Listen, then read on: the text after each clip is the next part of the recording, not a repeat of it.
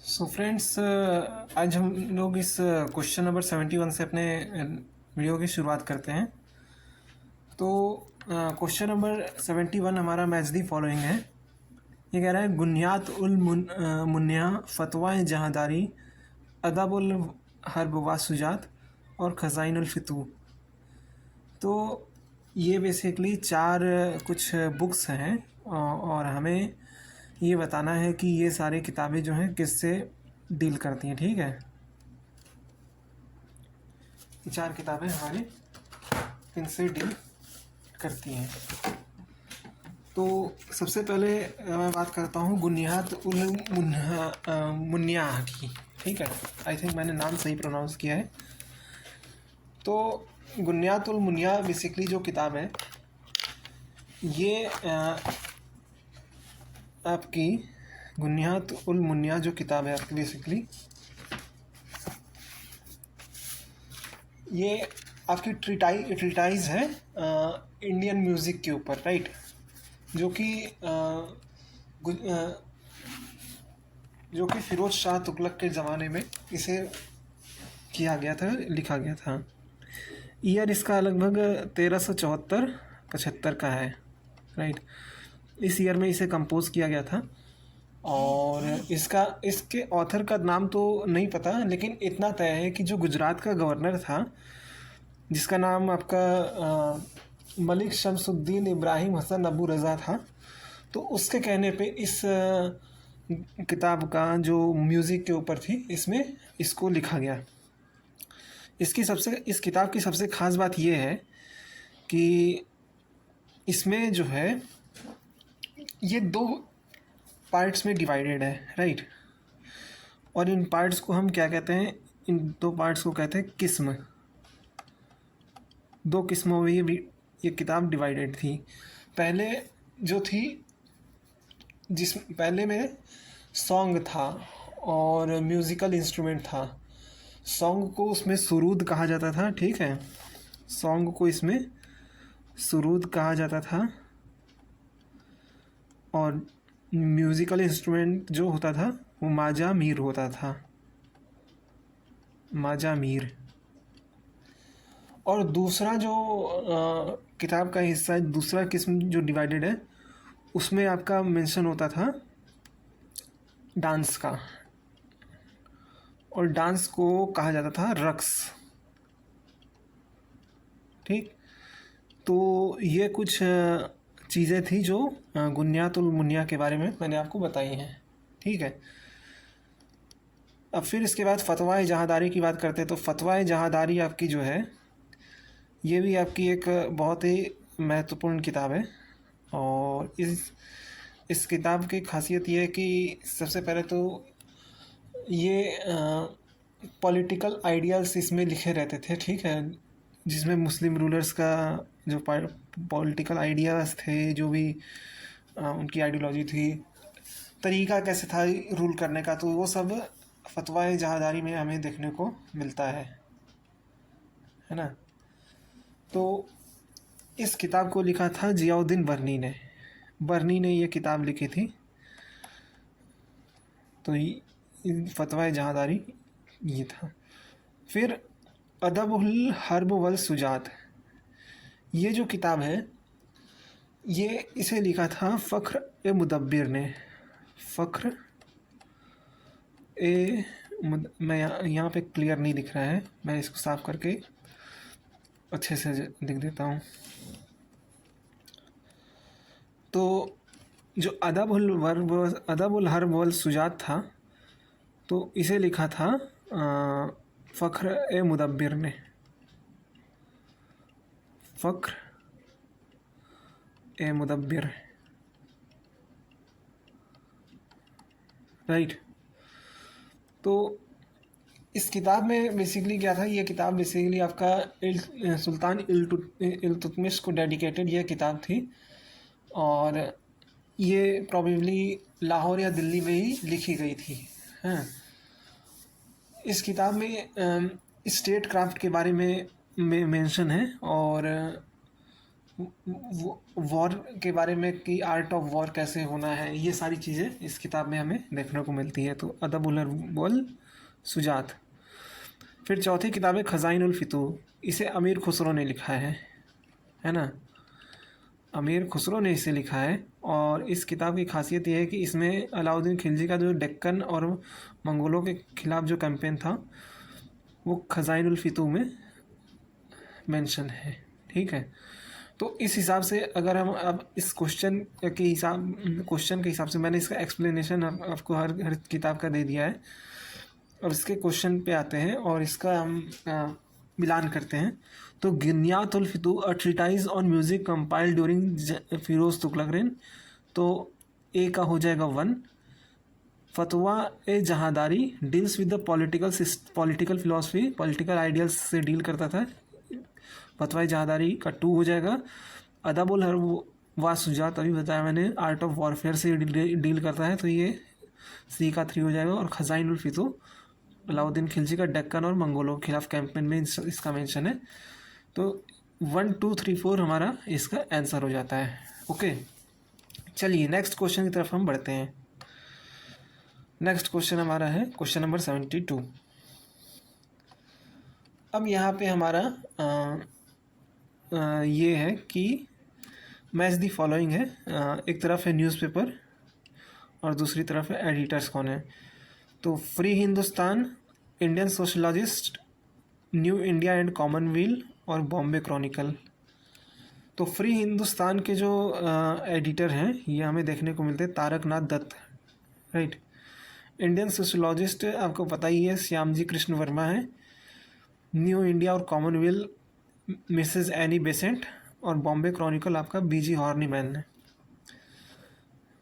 तो ये आपके हो जाते हैं। तो इसका मतलब ये है कि ए का 3, बी का 1, सी का 2 और डी का 4। 3 1 2 और 4 यानी सी ऑप्शन इज राइट। तो ये इस क्वेश्चन का हमारा ये आंसर बन जाता है। अब अगले क्वेश्चन की तरफ हम बढ़ते हैं। तो यहाँ पे अब कुछ पेंटर्स दिए गए हैं और उन बारे में इंफॉर्मेशन दी गई है, राइट। तो जो पेंटर्स हैं हमारे, सबसे पहले तो इनके बारे में हमें जान लेना चाहिए कि कौन कौन हैं और क्या क्या करते हैं, क्या क्या इनकी खासियत है, इनकी पेंटिंग्स के थीम क्या रही है इनकी पेंटिंग की। तो पहला है अविंद्रनाथ टैगोर, है ना। तो अविंद्रनाथ टैगोर के बारे में कुछ बता दूं मैं इनके बारे में कि अविंद्रनाथ टैगोर बेसिकली आपके रविंद्रनाथ टैगोर के भतीजे थे, है ना। ये रविंद्रनाथ टैगोर के भतीजे थे इनके, अविंद्रनाथ टैगोर इनके भतीजे थे। दूसरी बात ये कि अविंद्रनाथ टैगोर जो थे इनकी जो पेंटिंग होती थी इसमें जो हमें देखने को मिलता है मिस्ट्री और मैजिक का ब्लेंड हमें देखने को मिलता है, राइट। और इसमें हमें ये भी ब्लेंड देखने को मिलता है कि ये ऑर्डिनरी के साथ एक्स्ट्रा ऑर्डिनरी चीज़ों का भी हमें इसमें अच्छा खासा ब्लेंड हमें देखने को मिलता है इनकी पेंटिंग में। इनकी सबसे अच्छी क्रिएशन थी द अरेबियन नाइट्स। तो ये अविंद्रनाथ टैगोर के बारे में थी कुछ बातें। फिर रविंद्रनाथ टैगोर जो इनके चाचा जी थे, तो रविंद्रनाथ टैगोर बेसिकली अपने captivating blend of nerve and sophistication के लिए जाने जाते थे। चाइल्ड लाइक क्यूरोसिटी और स्पॉन्टेनियसली के लिए इनके जाने जाते थे, ठीक है।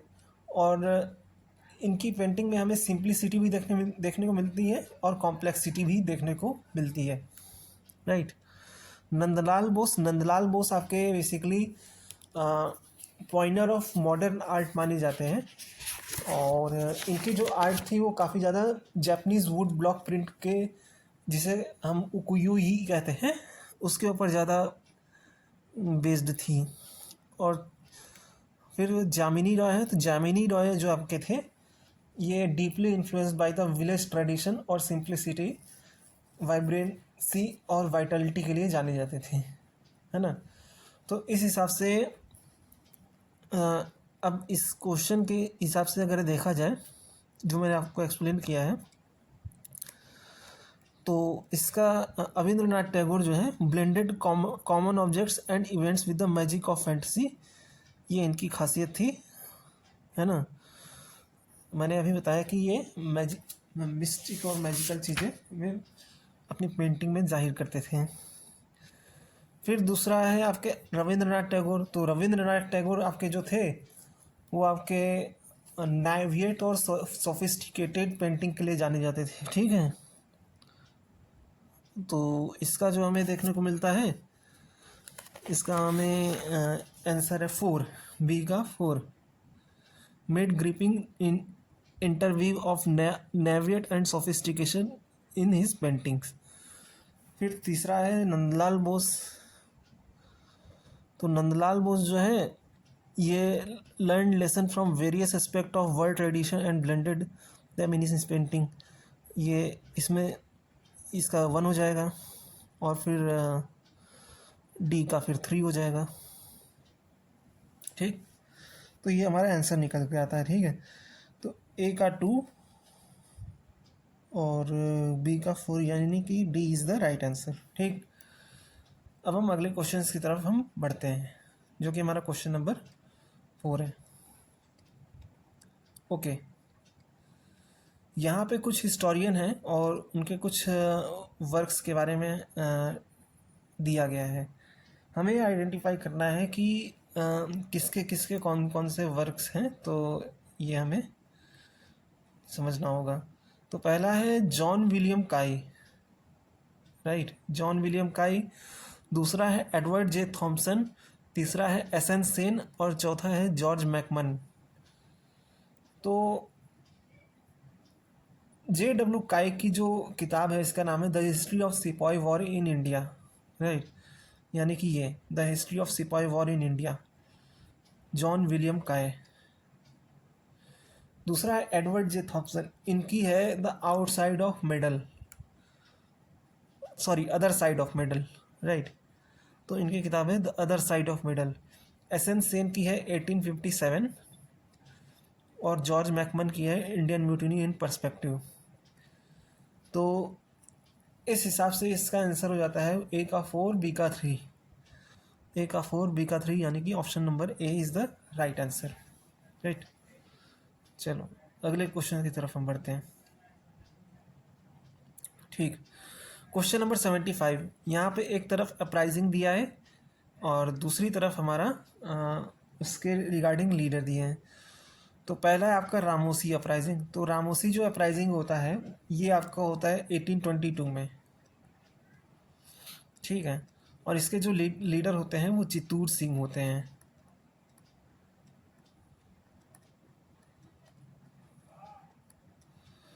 दूसरा है कोल अपराइजिंग। कोल अपराइजिंग आपका 1831-32 में होता है, 31-32 में, और इसके जो लीडर होते हैं वो बुद्धू भगत होते हैं, बुद्धू भगत, ठीक है।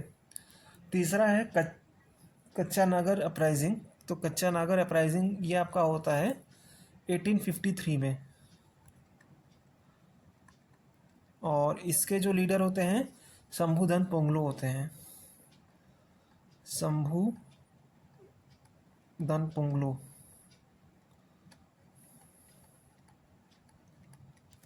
और चौथा है ओरांव अपराइजिंग। तो इसके होते हैं जत्रा भगत और ताना भगत, जत्रा भगत और ताना भगत, और ये होता है आपका 1904 में, सॉरी 1914 में, ठीक है। तो ये इसके रिगार्डिंग तो इसी हिसाब से इसका मैच दी फॉलोइंग हो जाएगा, ठीक है। तो देखते हैं चित्तूर सिंह, शंभुधन पोंगलो, ये सब कहाँ पे हमें देखने को मिलते हैं। तो रामोसी का हो गया चित्तूर सिंह, यानी कि ए का 3। कोल का हो गया आपका बुद्धू भगत, यानी कि बी का 2, कच्चा नागर का हो गया आपका शंभुधन और उरांव का हो गया जतरा भगत। यानी कि ए का 3, बी का 2, सी का 4 और डी का 1। तो ये हमारा आंसर बन जाता है। तो ए का क्या है, ए का 3, ए का 3 यानी कि सी इज द राइट आंसर। ठीक, सॉरी गलत क्वेश्चन में कर दिया। क्या है यार, मिट क्यों नहीं रहा। ये है ए का 3 यानी ए इसका राइट आंसर है। ए का 3, बी का 2, सी का 4, डी का 1। राइट। अब अगले क्वेश्चंस की तरफ हम बढ़ रहे हैं कि arrange the following Chola king in the chronological order. ठीक है, कुलोतिंग फर्स्ट, राजराज 1, राजेंद्र 1 और वीर राजेंद्र 1। तो इनको क्रोनोलॉजी में से जाना है। तो इनके बारे में थोड़ा मैं बता दे रहा हूँ कि ये चोल राजा कौन कौन है। सबसे पहले तो आते हैं आपका राजराज चोल, है ना। राजराज चोल सबसे पहले हैं। तो राजराज चोल यानी ये, इनका जो टाइम फ्रेम है हमें देखने को मिलता है, ये आपका 985 से 1014 तक ये चोल राजा रहते हैं। और ये one of the greatest Chola king रहते हैं। और बृहदेश्वर मंदिर इन्होंने ही बनवाया रहता है। और ये नागपट्टनम में बुद्धिज़्म से रिगार्डिंग स्तूप का भी निर्माण करने में ये काफ़ी ज़्यादा सहयोग देते हैं। तो पहला ये हमारा हो जाता है राजराज 1। फिर इनके बेटे रहते हैं राजेंद्र 1।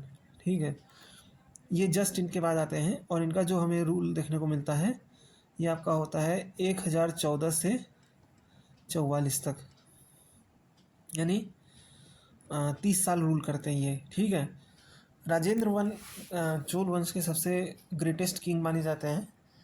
और ग्रेटेस्ट इसलिए माने जाते हैं क्योंकि इन्होंने अपनी नेवी को काफ़ी ज़्यादा पावरफुल बना लिया था। और इन्होंने चालुक्य शासक जय सिंह सेकंड को हराया था। वेस्टर्न चालुक्य का जो शासक था उसको इन्होंने हराया था। फिर इसके अलावा इन्होंने ये इसलिए भी फेमस हैं कि इन्होंने तुंगभद्रा को चालुक्य और चोल के एक सीमा बना दिया था। इसके अलावा इन्होंने गंगाईकोंड चोलपुरम नाम का एक शहर भी इन्होंने फाउंड किया था। और इन्होंने ही रामेश्वरम का जो मशहूर मंदिर है उसको इन्होंने बनवाया था। इसके अलावा इन्होंने लार्ज इरिगेशन टैंक जिसे चोल गंगम कहा जाता है उसका भी इन्होंने फाउंडेशन रखा था।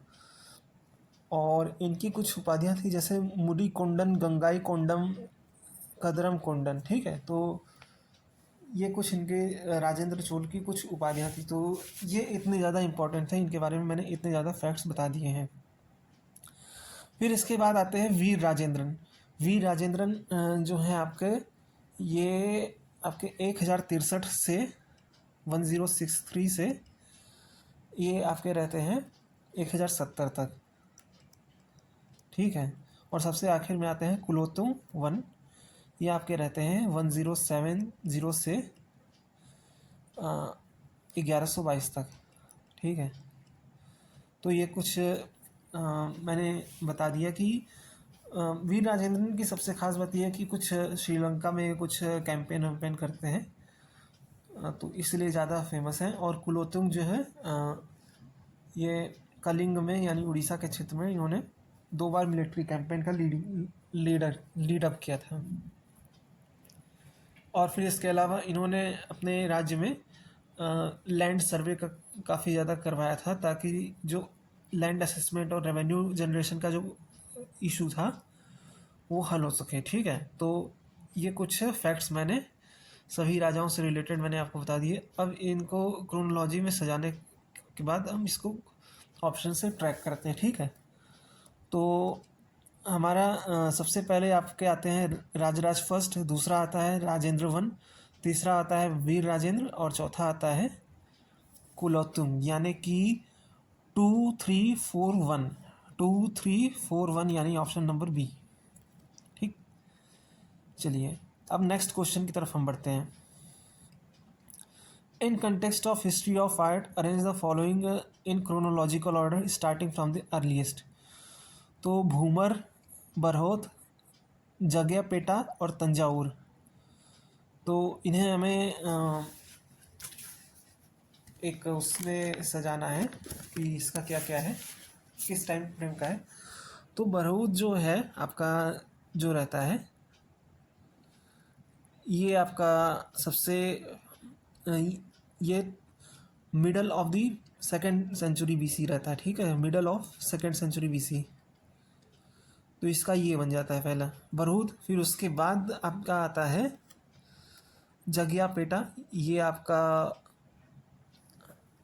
ये भी आपका सेकेंड सेंचुरी में ही रहता है, लेकिन थोड़ा सा बाद का रहता है जगियापेटा। ठीक है, यानी कि 2-3।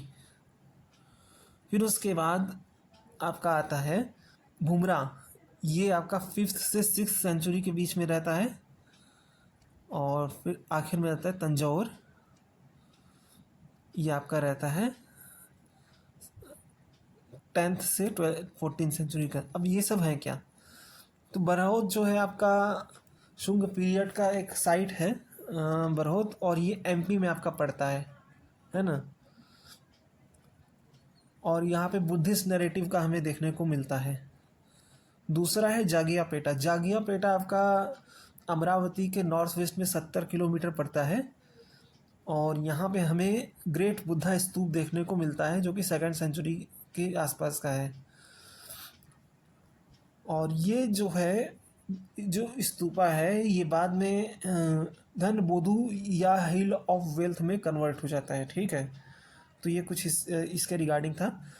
फिर इसके बाद भूमरा जो था वो गुप्ता पीरियड का था, और 5th से 6th सेंचुरी में ये सतना, जो एमपी में एक सतना डिस्ट्रिक्ट है, उसमें शिव टेम्पल यहीं पे था। तो और यहीं पे हमें ओल्डेस्ट गणेशा की रिलीफ जो हमें यहाँ से देखने को मिलते हैं, ये इसका स्रोत है भूमरा। और चौथा है तंजौर, तो तंजौर जो है आपका चोल कैपिटल थी राजराज फर्स्ट के टाइम से, और ये 10वीं सदी से लेकर 14वीं सदी तक चोल एम्पायर के कैपिटल रही है। ठीक, तो इस तरह से हमारा ये, तो इसका हो जाता है 2, फिर 3, फिर 1 और 4, 2, 3, 1, 4, यानी B is the answer. So this ये इस क्वेश्चन का हो गया। अब अगले क्वेश्चन की तरफ हम बढ़ते हैं। ये कुछ टेक्स्ट हैं, और ये हमें बताना है कि ये टेक्स्ट, कौन सा टेक्स्ट पहले लिखा गया है और कौन सा बाद में लिखा गया है। हाँ, तो सबसे पहला जो टेक्स्ट लिखा गया है यहाँ पे, वो है आपका सुतीना पत्ता, सुतनी पाता, है ना। तो ये अर्लीस्ट पाली बुक्स कंसीडर की जाती है, पाली भाषा की सबसे पहली किताब इसे मानी जाती है, और ये खुद्दक निकाय के अंडर में आती है, खुद्दक निकाय, राइट। बेसिकली इसे माना जाता है 6th सेंचुरी बीसी के आसपास की किताब ये मानी जाती है, 6th सेंचुरी बीसी के आसपास की ये किताब मानी जाती है। ठीक, फिर उसके बाद जो दूसरी नंबर की सबसे एंशिएंट किताब मानी जाती है वो है पेरिप्लस ऑफ एरिथ्रियन सी। ये आपकी 40-80 AD के आसपास की ये किताब मानी जाती है। ये बेसिकली जियोग्राफिकल बुक है, जियोग्राफिकल वर्क है, और इसमें इंडिया के बारे में एक ग्रीक और रोमन पर्सपेक्टिव से बताया गया है इंडिया के बारे में, यूरोप को। ठीक, तीसरा है मणिमेखले। मणिमेखले आपकी सेकेंड सेंचुरी से लेकर 6th सेंचुरी तक की किताब है, जो इस दौरान लिखी गई थी संगम पीरियड, सेकेंड संगम फेज़ में। ठीक है, जो मतलब पोस्ट संगम फेज़ रहता है साउथ इंडिया की, एक मणिमेखला की किताब है ये। और फिर सी यू की जो है ये ह्यूएन सांग ने लिखा रहता है इस किताब को हर्षवर्धन के टाइम पे। और ये आपकी 650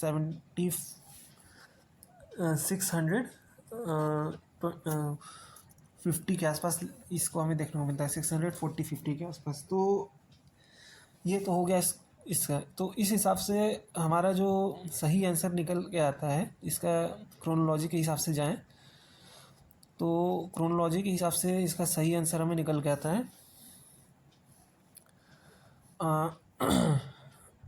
4, 1, 3 and 2, यानी कि ए, राइट। तो A is the right answer of this question. तो अगले क्वेश्चन की तरफ हम बढ़ते हैं। Arrange the following Malwa Sultan in chronological order starting from the earliest. तो मालवा सुल्तान के बारे में हमें बताना है कि कौन सबसे पहले था, कौन सबसे बाद का था। तो सबसे पहला मालवा सुल्तान हमें जो देखने को मिलता है, जो स्वतंत्र मालवा सुल्तान का हमें सुल्तान देखने को मिलता है, वो मोहम्मद शाह गोरी था। 1402 से ये सुल्तान बनता है। उसके बाद दूसरे नंबर पे हमें देखने को मिलता है महमूद खिलजी। ये हमें देखने को मिलता है 1436 से 69 तक, 1436 से 69 तक। तीसरे नंबर पे गयास शाह रहता है, ये हमें देखने को मिलता है 1469 से 1500 तक, 1469 to 1500। और चौथा नासिर शाह है, ये आपका 1500 से 1510 तक। ठीक, तो ये 4 सुल्तान का टाइम फ्रेम था। तो इस हिसाब से अगर जाए तो 3, 4, 1 and 2। ठीक, 3, 4, 1, 2 is the right answer. 3, 4, 1 and 2। चलिए अगले क्वेश्चन की तरफ हम बढ़ते हैं, जो कि हमारा इस वीडियो का लास्ट क्वेश्चन होगा। इसको भी क्रोनोलॉजिकल ऑर्डर में अरेंज करना है। पहला है चश्मा नूर, बीबी का मकबरा, टॉम्ब ऑफ एतमातुद्दौला आगरा, और बेगम शाही का मकबरा। ठीक है, बेगम शाही मॉस्क। तो सबसे पहला जो हमें देखने को मिलता है ये बेगम शाही मॉस्क है। ये हमें जो है इसका जो बनना होता है ये 1611 से लेकर 14 के बीच में ये बनता है। दूसरे नंबर पे जो हमें देखने को मिलता है वो है चश्मा नूर, ये अजमेर में है, ये 1615 में हमें देखने को मिलता है। तीसरा है आपका एतमातुद्दौला का मकबरा, ये आपका 1622 से 28 के बीच में ही बनता है। और चौथा है आपका बीबी राजी का मकबरा, ये आपका 1668 में हमें देखने को मिलता है। और इस मकबरे को ताजमहल की फुगड़ नकल कहा जाता है। ठीक है, तो इस हिसाब से हमारा जो आंसर बन के निकलता है 4, 1, 3 and 2। ठीक है, तो 4, 1, 3 and 2 सी में दिया है, तो इसका आंसर हमारा सी हो जाता है, राइट। तो चलिए आज के लिए हम इतना ही रखते हैं। नेक्स्ट क्वेश्चन से हम नेक्स्ट वीडियो में डिस्कस करेंगे। ठीक है, चलिए, good bye everyone, take care, right, okay, bye.